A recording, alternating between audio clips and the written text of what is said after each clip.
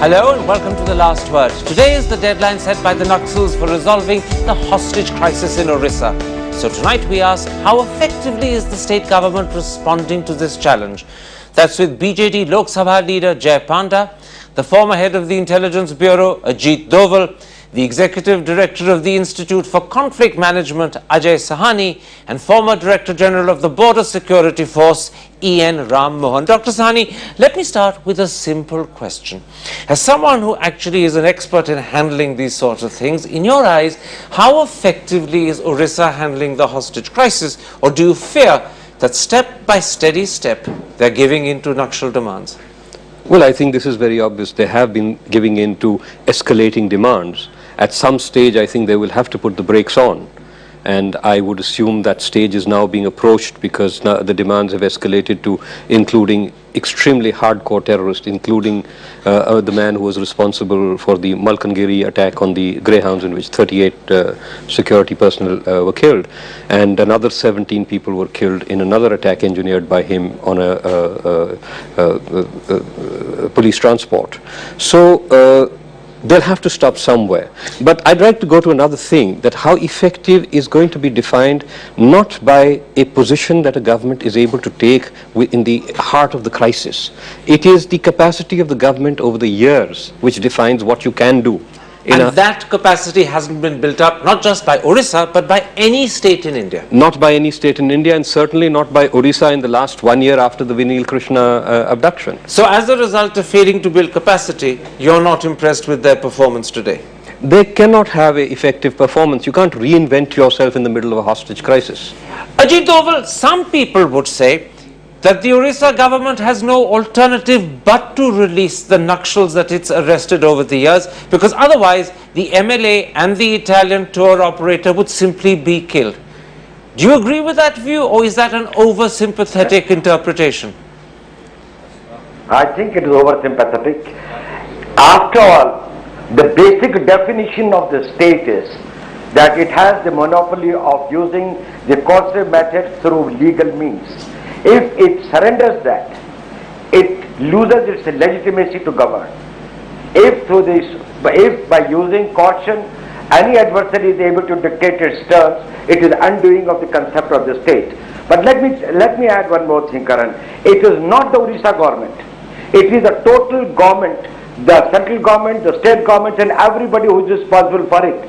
At this point of time, in crises like that, you cannot single out one state.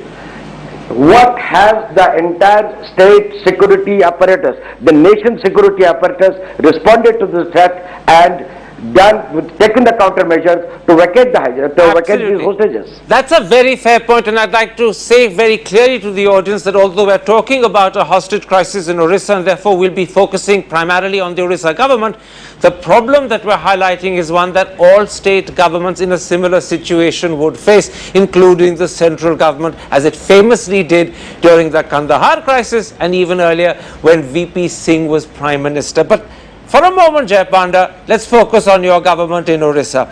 The problem, as you heard Dr. Sahni say, is that each time your government has been prepared to release Naxal prisoners or members of the Chasi Mulya Adivasi Sangh, the Naxals have simply enhanced their demands one step further. They're doing it again this evening as we talk. So rather than resolve the situation by giving in, are you in fact whetting their appetite for more? Well, Karan, with humility, I would not like to make a specific comment on this because we are at a very critical juncture. As you know, there has been a deadline for the hostages which ends tonight, and I wouldn't like to say anything that could possibly jeopardize or aggravate the situation. But I will respond to the broader question. Negotiations, as has been pointed out by the other speakers before me, is an issue that requires policy decision not just in Orissa but in other states. But also let's keep in mind that even states and countries that do have a policy of not negotiating are often compelled to do so, Israel being a point in case. Beyond that, there was a point about the capabilities of Orissa to deal with Naxalite violence. If there are specific suggestions or specific comments, I can respond to that. Okay. But the trend over the, but it's very important to point out that over the last 4 years, the trend has shown a decrease of Naxalite violence in Odisha. Okay. That couldn't have happened on autopilot. Obviously, there has been some capabilities at play. I take your point, and it's a fair point if that trend is actually a true trend. I'll come in a moment's time to the consequences and lessons of this time round. But first, Mr. Ramon, let me put this to you. Would you accept that over 60 years, the essential strength and ability of the Indian state, and by which I mean all our state governments and the central government, to stand up to such crises simply hasn't been developed and established? So when you do have a crisis, as Odisha is showing today, states simply capsize because they don't know how to stand up. I would entirely agree with you, Mr. Thapa.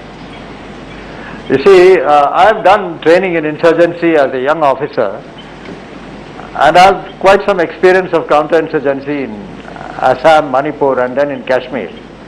There is a clear fundamental rule that you never negotiate with a terrorist.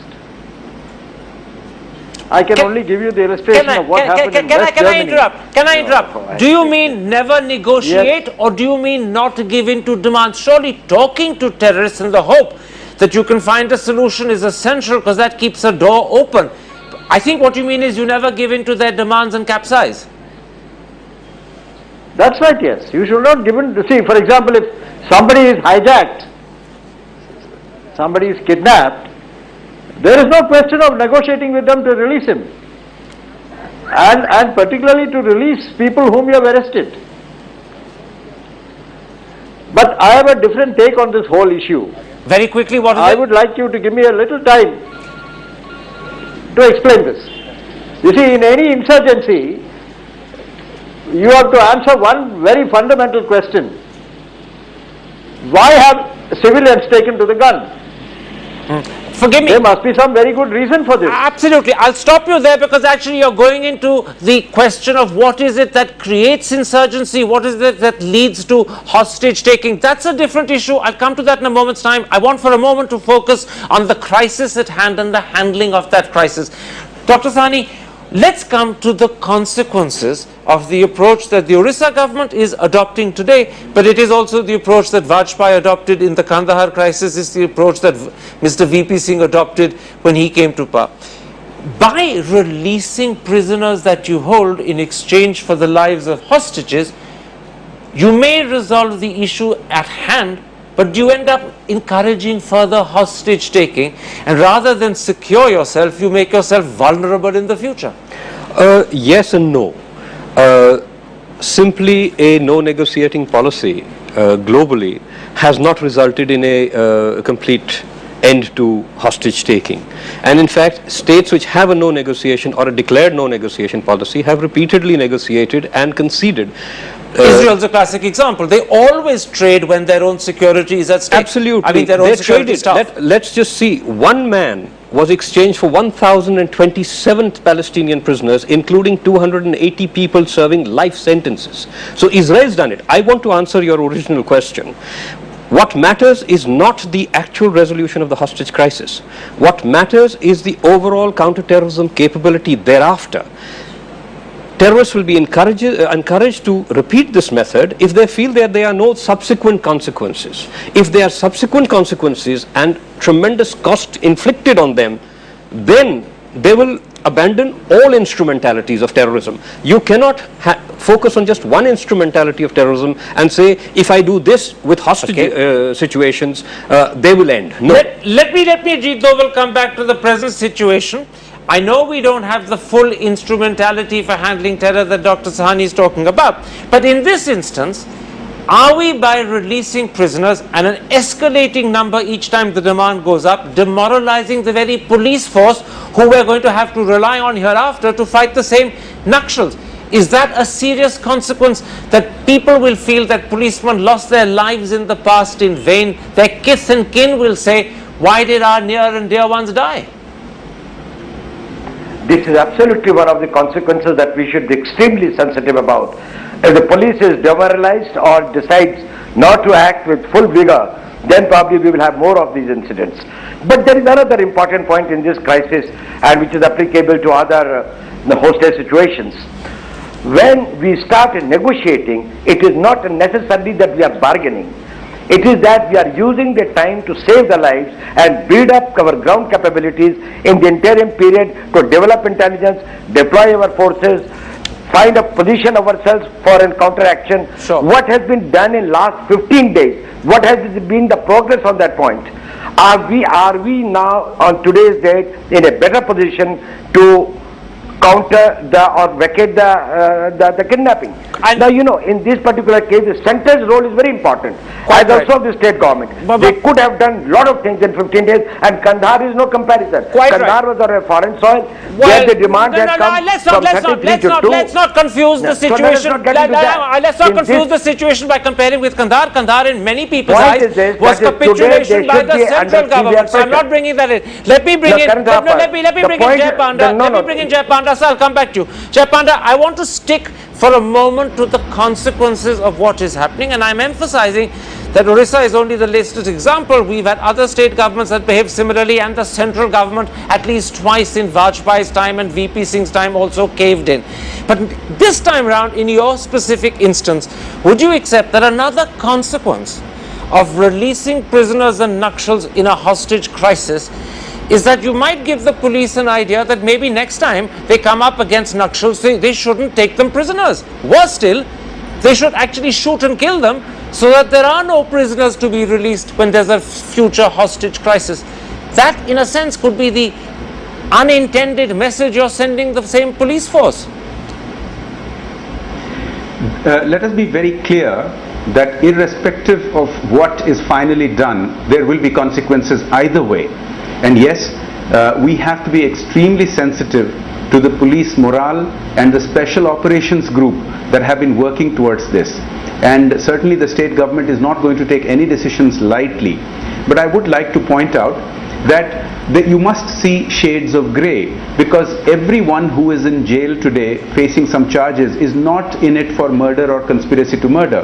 There are some people who are there on lesser charges, and we do know that in the Indian system, even for minor offences, sometimes people take years to go through the court process. I think in terms of expediting the court process for those who are accused of minor violations is something that could be considered as not jeopardizing the morale of either the police or the special operations group. You say that. Let me bring in the former Director General of the BSF who's with us. Mr. Rammohan, would you accept that it's not as big a lapse on the part of a state government if all they do is expedite the court process of people with minor charges? In other words, these are not hardened Nakshals who've been taken prisoner who are being released, but people who are minor offenders. Would you accept that distinction, or would you say it's a spurious distinction? No, I am very clear on it. We never negotiate with a terrorist. You are notwithstanding the example of Israel, where they were prepared to get back their soldier after years of captivity by releasing more than 100 odd Palestinian prisoners, and some of them involving in major crimes. In my book, this is not there. I have had 2 occasions in Kashmir on this issue, and in both cases I refused to negotiate. So you're saying to me that you would not negotiate all the way to the point that the people taken hostage are possibly killed. Would you go that far, Mr. Rammohan? Yes, absolutely. Well, let's take a break at that point and come back and ask, does the Indian political system and Indian politicians per se permit a stand that goes all the way to the point where hostages get killed? Or is that something our psyche, our culture and our public response simply will not permit? Worse still, our press might not accept. That's the subject in a moment's time. See you after the break.